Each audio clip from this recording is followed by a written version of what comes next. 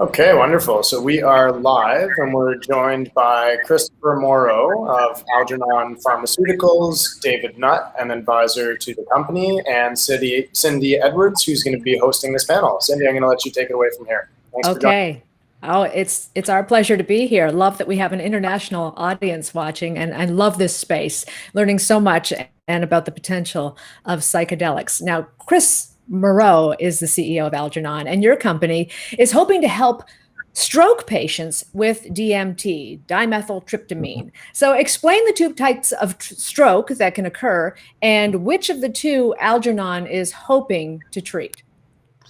Well, there are two types of stroke. There's an ischemic stroke where there's a blockage of the blood flow, and then there's also a hemorrhagic stroke, which is a bleed, typically because of high blood pressure or a congenital issue. In terms of DMT, the data or the research that we have is based on a stroke model for ischemic. And so we're not sure at the moment if DMT can help a patient that has had a hemorrhagic stroke. And we'll know that a little more when we conduct our preclinical research program. But the data is there showing, in fact, it's helpful for the ischemic stroke patient. We're not sure about the hemorrhagic patient. One of the challenges, and we were talking, you and I and David before we started, is that when you have a stroke, until your physicians know whether you've had either a blockage or a bleed, they really can't treat you. And that can't happen until you've had a CT scan. And so as a result, only about 10% of patients get TPA, which is a clot-busting drug, and only 5% respond. So there's an important area, an unmet need here, and we hope DMT can help stroke patients. Now, Dr. Nutt, I know that you have been studying psychedelics for a good part of your career. What did you think when Algernon approached you and said, we want you to be a consultant on our team as we look at DMT and in the treatment of stroke? I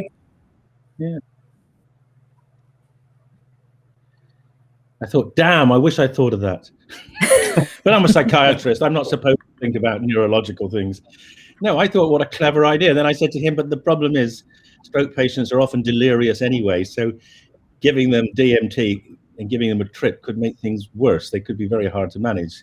And he pointed out that they were going to be using a sub-psychedelic dose, a dose which we think will stimulate the receptors enough to make them do one of the things they do, which is regrow parts of the neuron, but not enough to disturb the equilibrium of the brain, so it won't produce a psychedelic state, which would be distressing for patients. Definitely. Now, Chris, is there preliminary data that shows that this can definitely help repair the brain? Well, there's two key studies. One was done by Olson in vitro, which showed that, and he was testing DMT as well as LSD, showing that when exposed to neurons, cortical neurons, the cells showed neuroplasticity, these growths on the called dendritic spines, and so that was quite compelling. The data is very strong. And then an additional study that he did in vivo showed that the sub-psychedelic dose was effective in reducing depression in his animal study. And then the third study was done by Nagy et al. In Hungary. They did a rat model for ischemic stroke and showed that in 30 days, there was a dramatic decrease in the infarct volume, the area of dead cells in the brain, and also motor function was greatly improved. So those were the key studies. We looked at Rick Strassman's study from the 90s showing what the maximum dose was in terms of, I think it's around 0.6 milligrams per kilogram. And then they looked at what the minimal dose was for that psychedelic experience. And as Dr. Nutt said, I think if you've had a stroke, it's pretty common sense that you don't want to be sending somebody off on a paradigm shift. And we're not making any judgments as a company about the benefits of the psychedelic dose of DMT. We simply looked at this from a pure pharma perspective, looking at DMT, establishing new intellectual property, and then what's the best path to treat patients that have had a stroke, either shortly thereafter or possibly even when they're in a rehabilitation program. Dr. Nutt, with so many governments looking at DMT as a Schedule 1 drug, what kind of challenges do researchers face when studying this drug? And do you think that the tide is starting to shift a little bit? Well, the challenges are enormous. The bureaucracy around working with Schedule 1 drugs is vast, and you have to comply with it all, otherwise you risk going to prison. But the tide is turning, and the most dramatic evidence for that was the Oregon vote in November, when Oregon voted to make magic mushrooms, which is the mushroom that makes psilocybin, another hallucinogen, legal and or at least decriminalized, and also they're going to put it into programs for depression. So I think the tide is turning, because the science is showing that these drugs have enormous therapeutic potential, and they are not dangerous. The reason they were put into Schedule 1 back in 1967 was because the CIA thought they were provoking the anti-war movement.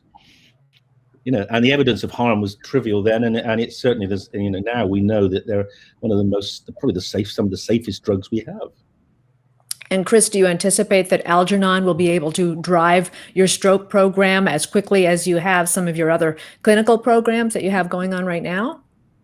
I think so, and we sort of looked at it in modules. The first module is we need a supply of cGMP, which is clinical grade API and finished product to put into man or to do your clinical studies. So we decided we're not going to try to harvest it. If you want to take a real pharma play, you've got to have a safe, stable supply of your active ingredient. You have to be able to produce quantities, kilogram quantities, so that you can produce your finished product. So we recently appointed Dalton Pharma Services from Canada. They are a manufacturer. They have produced psilocybin, psilocin. They have all the regulatory permits and licenses. So that was step one. We recently announced that we had retained Charles River Laboratories to conduct our preclinical research. Preclinical meaning not human or animal and or cells. And they're going to conduct that research in Finland, where they have a lab that's licensed, has the capacity to take receipt of DMT, and we're very close to making our announcement on where we're going to run our phase 1 study. And that would be with an institution as well. We want to reduce risk as a company. So I don't like the uncertainty of, well, maybe we could do it in Australia. We looked. There's a 40% refundable tax credit in Australia. We like Australia. We're running a phase 2 trial there. But as David knows, it's not open everywhere globally. In fact, we went to one of our Chinese manufacturers they said it's absolutely forbidden. You cannot produce that drug in China. So likely we're going to stick with true and tried, where they have the permits, licenses in place. Algernon won't be handling the material, so we don't have to be licensed. And that reduces a lot of the regulatory stress that, David's been sort of fighting against all these years to open that up. Because as David said, if you're restricting it for people, you're going to restrict it for scientists, and that's what happened. How soon does this actually start being tested on human beings? Well, our first step is a phase 1 study where we ourselves want to figure out what the correct dosage is. We can rely on some of the data in the literature, but we also want to confirm what that maximum dose that's sub-psychedelic. And it may be variable in certain either people or in the population. So it's not just weight. We have to figure that out. But that's really safety and dosing. We also need to understand we're going to deliver DMT intravenously, not with a bolus dose, but continuous. And is that for 1 hour, 3 hours, 6 hours, 12 hours? Where do we see the maximum benefit? That will be uncovered in that phase 1 study. Once the phase 1 study is done and we've written our protocol for the phase 2, we're actually going to go after 2 areas. One is acute treatment as soon as the insult occurs or as soon as possible. Hopefully it's not showing negative impact on the hemorrhagic patient. There is a bit of an increase with DMT in terms of blood pressure. We might be able to mitigate that with channel blockers that lower the blood pressure. We have to see if you're raising blood pressure and someone has a hemorrhagic stroke, it could be fatal. And then the other is another exciting area, and that is, can we help people who need rehabilitation? After 24 hours, there's not much for stroke patients except prayer. And to us, that's really difficult to swallow. But if 85% of stroke patients have some deficit, and that can last for a period, can DMT help the brain rewire to reduce the sort of the deficits, what people are suffering from, either speech or movement? I mean, this is a very exciting area. And again, Dr. Nutt's been spending his life basically studying the most challenging organ in the brain, in the body, and that's the brain. And we're hoping to open this up with DMT. Dr. Nutt, could you tell us what differentiates DMT from LSD or psilocybin? What makes it different? Well, in terms of this direction of research, it's the fact that it doesn't stay in the body very long. So the really clever thing is you can infuse it till you get to the concentration you want. You can hold it there at a steady state level for as long as you like, hours, days. As soon as you switch off the pump, it's gone. So you don't, if you were to do that with LSD, you'd have to wait a day before it's gone. And with psilocybin, you'd have to wait 6 to 8 hours. So it's the fact that you can turn it on and off really almost immediately that makes DMT particularly appealing for this kind of novel intervention. Of course, we welcome our viewers to ask questions, and they are. Ryan says, how does dosage control work? Is it individualized per each subject, or is there a broad standard baseline? Well, this is what we're going to find out. Should I take this, Chris? So this is a great question, and we have been thinking a lot about this in relation to all the psychedelics we use. Now, of course, if you're using a psychedelic dose, we used to titrate the dose up till we got a psychedelic effect. But how are you going to look at a sub-psychedelic effect? How are you going to work out what a functional dose will be that isn't homeopathic? And one of the things we're going to do in the phase 1 study is we're going to use EEG. So recording brain waves is a very sensitive measure of the effect of these drugs on the receptors in the brain. So what we're thinking is you will be able to increase the dose up and up, obviously in stages in different people, until we get to a dose which starts to perturb the brain waves. And that will be a sub-psychedelic dose, we're almost certain. And at that level we can stop, because if we pushed it up anymore, then we would get the psychedelic effect. Are you trying to get brain cells to regenerate? I mean, what is the ultimate goal here? So you don't. So what? Or can that even happen? Well, yeah. I mean, that's a tough. I mean, the brain can make new brain cells, but only in 1 or 2 specialist parts of the brain, and it can't make very many. But what we can do is heal damaged cells. So there are 2 parts of a stroke. There's the bit that's dead when it just dies because, like a heart attack, a bit of the tissue, a bit of the brain dies because it doesn't get enough oxygen. But then as it dies, the cells release toxins which damage and eventually kill other cells. So what you're targeting are the cells which are being damaged by these toxins from the dead cells. And the great thing about the receptors that DMT works on is that they kind of heal they produce what we call plasticity. They allow the bits of the brain to grow, bits of the neurons to grow. So you can stabilize a damaged neuron and hopefully then allow it to restore itself. So neurons are a bit like trees. And in winter or after a stroke, they lose a lot of their leaves, a lot of their capacity to function. But we're hoping that DMT will then put back that ability to grow the leaves again, fresh, like in the spring. Let's hope. Let's hope. Okay, Lauren has a question. For this study of low dosage tryptamines, will you be utilizing MAOIs in conjunction with the active agent in order to better promote greater neuroplasticity? No. And somebody please what an MAOI is. I'll explain it to you. So when you can't take DMT orally unless it's in the form of ayahuasca, and ayahuasca is a combination of DMT and another plant product called harmaline, which blocks an enzyme called MAOI, and that's the enzyme that breaks down tryptamines in the gut and in the liver. So if you drink DMT, it gets destroyed by the liver. If you take harmaline with it, then it gets through the liver and gets to the brain. But we don't need to do that because we're giving an infusion. We're bypassing the liver. And in fact, it will be somewhat challenging to try to to mix DMT with an MAOI in this stage. So no, we don't need to. We just infuse until we get to the effect we want. Now, Chris, you've got Rick Strassman and this expert here, Dr. David Nutt, two experts in the field who are working with you as consultants on your stroke program. How did you do that? Well, I've often been an advocate when I'm talking about the work we're doing, not only in our stroke program, but other programs, that it's always about the data, in my view. And, you can reach out to somebody like Dr. Nutt, who's cordial and friendly, and he might take a call or he'll respond to an email. But I think fairly quickly, he's got to figure out if there is this meaningful? Is it reasonable?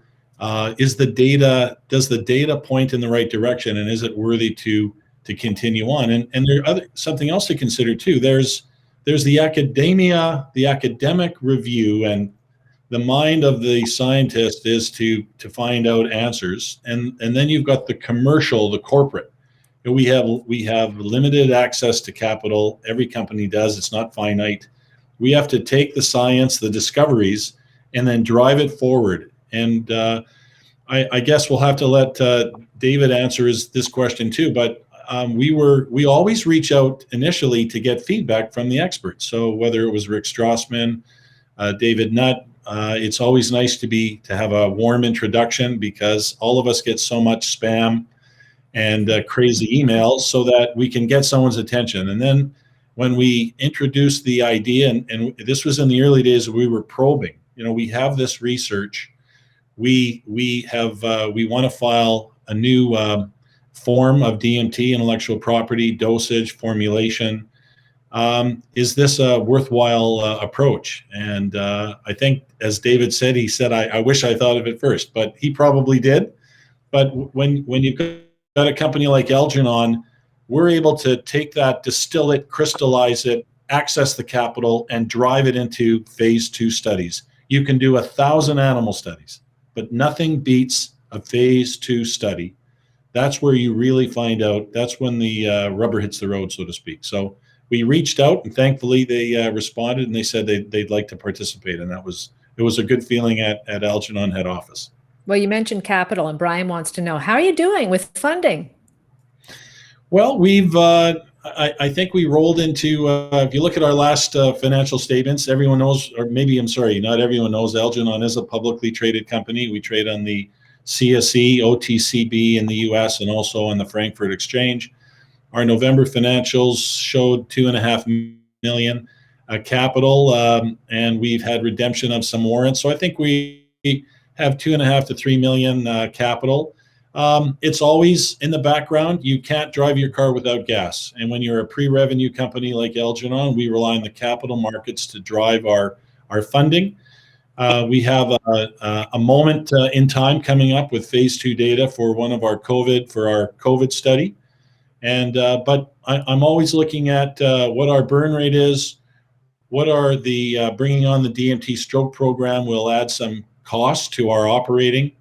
So not wanting the left hand to know what the right hand's doing, as they say. Right now, that's where we're at in terms of financing, about $2.5 to $3 million capital in the bank. All right, Lauren, this might be a question for you, Dr. Nutt. Could you see this being used for dementia patients as well? A slow, constant sub-perceptual infusion of DMT could be of great assistance for those folks as well. What do you think? Yeah, well, it's actually quite difficult to infuse drugs into people with dementia. We've tried in the past, but there may be other ways of giving it. It's theoretically possible that it will help. There has actually been a trial of LSD, low-dose LSD, in people with what you call sort of pre-dementia memory loss. It didn't seem to do much for the memory, but it did seem to improve their mood. But of course, that was actually only 6 doses over the course of 3 weeks. So it might be that some kind of patch that could give you a more prolonged infusion. This is my idea, Chris, so I'm going to make sure if you patent that, I'm an inventor. You heard it here first. That might well be, yes. So there's actually quite a lot of interest, not just in the fact that these these drugs target the 2A receptor in terms of making the brain regrow or heal, but also they have kind of anti-inflammatory functions as well. And as you probably know, there's a significant element of dementia is due to brain inflammation, which is then adds to the damage that's already occurred. So yeah, I can see it being tested certainly at some point. Here's an interesting question from William. Will you be catering to the offshore medical cafe crowd if you develop antidepressant compounds to get around regs? Sorry, go ahead, David. Well, no, we're not doing depression, but if you want to do depression, you just most of Peru and Brazil is there are now retreats of people doing ayahuasca for depression and self-healing. That business is quite full. You're right. I think it's Lewis wants to know, would this only be administered in the hospital, or would it be part of ongoing treatment for someone who suffered a stroke? I think right now, because we're looking at two very specific treatment time periods. One is as soon as possible after the insult, and whether that's in the ambulance, if we can show that that DMT is not harmful to the hemorrhagic stroke patient, we don't have to wait to get a CAT scan. It may not matter. We'll find out. Maybe we don't have to, if it doesn't matter, then we don't have to worry about dispensing it in the ambulance, which has some of its own challenges. And maybe we can wait simply till somebody is stabilized and gets to the hospital. We're going to find that out. We're also talking about this window of time for rehabilitation. It can start as soon as 24 to 48 hours after the strokes occurred. I mean, keep in mind that I think we can move fairly quickly. We want to be in a phase 2 study in the early part of next year. And if we have good data, we'll apply for breakthrough therapy with the US FDA. We could move very quickly into a phase 3. If we move a little faster than regulations, keep in mind that hospital distribution of this drug through the hospital, the sub-psychedelic dose, I think all these things bode well for us to have an easier path. We don't have to deal with some of the personal paradigms of some of the regulators or legislators and some of the, I mean, it will be completely controlled. And again, I'm not making any judgments about whether or not psychedelic drugs should or shouldn't be approved. We're just talking about Algernon, stroke, and DMT.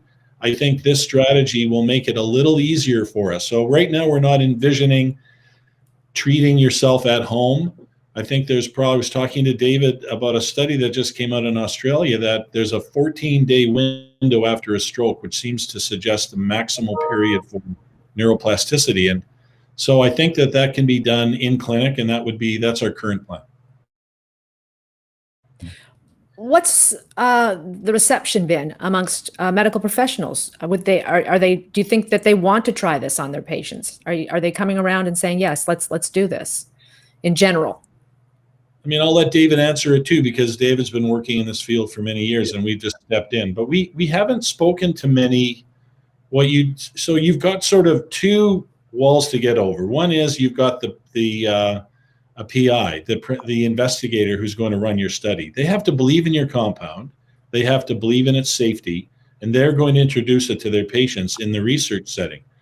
Then you've got, once you've overcome that hurdle, and if your compound works, then one would think that physicians, if the data shows that it's effective and you don't have serious contraindications with other drugs, it's doing no harm, then you've got a shot at convincing clinicians to use it. So we haven't really spoken. I mean, we're still in the early stages. We're working with our consultants and we're planning our preclinical in phase 1. We hope that this is a sound, reasonable, logical approach and that we would get acceptance. And I'll turn it over to David to answer his on his side. I mean, the truth is, stroke is the sort of graveyard of innovation. I mean, hundreds and hundreds of studies have been done with a whole range of different medications, from barbiturates through to these clotbuster drugs, etc. And there's very poor clinical outcomes. So neurologists, stroke physicians are desperate. There's no question. People will be really interested in trying this, and if it works, they'll be delighted to use it. And I just want to say one other thing about the fact it's IV. It'll be a liquid formulation. So the diversion risk is very low, because if you steal a bottle and drink it, it won't do anything unless you take a monoamine oxidase inhibitor, because your liver will chew it up. So it's not like stealing some LSD tablets. It just won't work if you were to try to steal it and drink it.